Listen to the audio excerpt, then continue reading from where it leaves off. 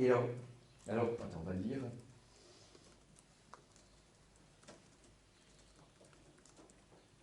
On va revenir à un texte précédent, qu'on n'avait d'ailleurs pas lu, je crois. Oui, c'est ça. Le texte 24. C'est un peu une synthèse, mais ça va apporter deux éléments nouveaux. Grâce à cette kénose originelle, donc dans la Trinité, les autres kénoses de Dieu dans le monde sont en principe rendues possibles. Et elles en sont de simples dérivations. Donc ça, c'est une bonne synthèse de tout ce qu'on vient de dire. À ce niveau, la première auto-limitation du Dieu trinitaire se produit par le don de la liberté aux créatures. La seconde, plus profonde encore, se fait par l'alliance. Alors là, c'est un peu nouveau, on ne l'avait pas encore vu. Bulgakov ne le dit pas, ça c'est un apport de Balthazar. Celle-ci est du côté de Dieu indissoluble en toute hypothèse, quel que soit le comportement d'Israël.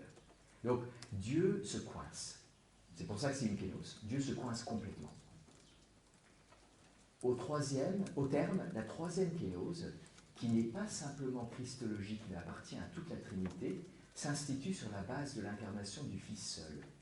Celui-ci démontre l'aspect toujours eucharistique de son attitude dans le pronomis de la croix et de la résurrection pour le monde. Donc, la fin de cette phrase est claire, c'est ce qu'on a dit, c'est que le Christ, dans sa passion, c'est une forme de don de lui-même pour nous, pro nobis, donné pour nous, mais ça exprime et c'est rendu possible par le fait que de toute éternité, il est don de lui-même au Père, eucharistique.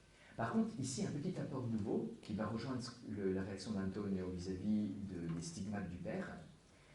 Il dit, il n'y a pas que, c'est pas simplement christologique la troisième kénose, l'incarnation du Fils et la passion.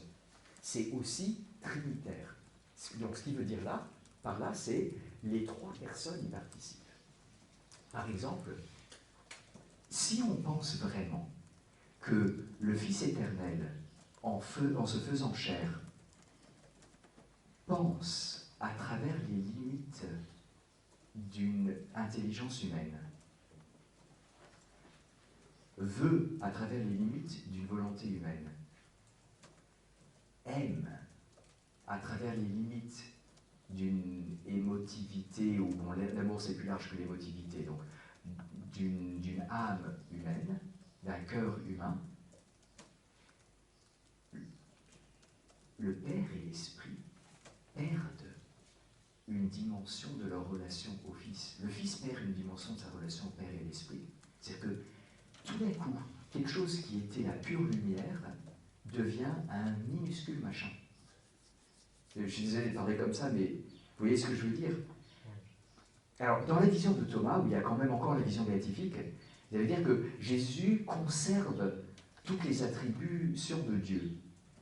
Mais dans la vision moderne, il s'est incarné jusqu'au bout, et donc il est quand même encore Dieu, mais Dieu qui vit tout à travers une humanité, et jamais sans cette humanité.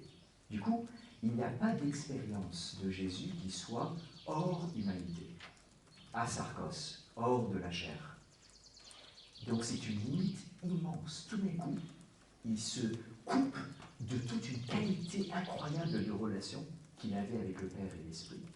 Et les Pères et l'Esprit vivent la même coupure. Parce que quand quelqu'un ne peut plus répondre, c'est pratiquement comme s'il passait en mort cérébrale. Non, c'est pas vrai. Parce qu'il a vraiment un vrai amour humain. Et puis, en plus, comme il n'a pas de péché, son amour humain pour Dieu et sa connaissance humaine de Dieu sont fantastiques. C'est quelque chose que nous, on ne peut pas forcément imaginer. Mais ce n'est pas Dieu comme Dieu. C'est Dieu en l'homme, par l'homme. Du coup, déjà l'incarnation, même sans parler de la passion, il y a quelque chose qui affecte le Père et l'Esprit. Et de toute éternité, parce que le Christ ne va jamais abandonner sa nature humaine. La kénose du Fils, ce n'est pas 33 ans ou 33 ans de galère, ou 33 ans d'un peu d'imitation. Dieu s'est engagé pour toute éternité dans quelque chose de ce genre pour nous. C'est incroyable. C'est même, on se demande même s'il a eu raison de le faire, en fait. Quand on le voit, on se dit, non, là, ça valait quand même pas le coup, non, pour Dieu. Ça valait pas le coup. De fait, ça valait pas le coup pour lui. Mais il nous a aimé suffisamment pour